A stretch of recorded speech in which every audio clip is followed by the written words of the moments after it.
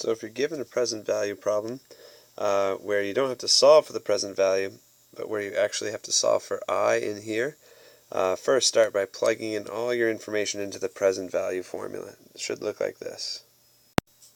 This is a bit tricky to solve for I unless you're really good with your algebra, so let's take this step by step.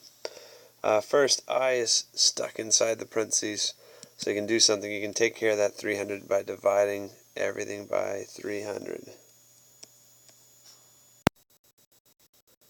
Okay, so our goal was to get I by itself, so let's multiply both sides. Oops, what is that?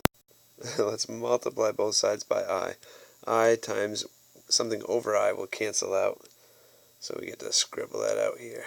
Okay, but on the other side we have an I next to the 30. 1 minus 1 plus I, negative 45th power.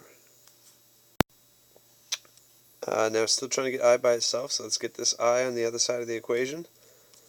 We have to take the whole piece though, because it's all in parentheses to the negative 45th power. So over here we got to add 1 plus I to the negative 45th. So since I is being raised to the negative 45th power, there's really no way to get I by itself here algebraically. I mean, there is, but it's so impossibly long that it's not even worth it. There's no way to get I by itself like you would in a regular algebra equation. So what we're going to go for is we're going to set the equation equal to 0. We're going to let a graphing calculator do the rest. And it sounds worse than it is. So I subtracted that 1 from both sides, so I could do my graphing calculator trick, which is to first set it equal to 0.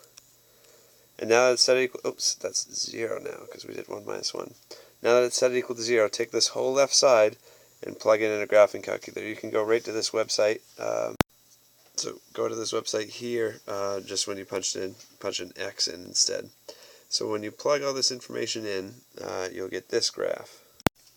So I got this graph right here.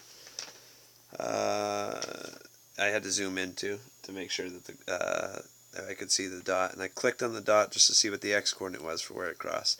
I crossed at 0.0191. That's your answer for X. Okay, so that's a trick. If you ever have an equation you can't solve, set it equal to 0, plug it into that website just using X, and that will tell you your answer. So I equals 0.0191 for this problem.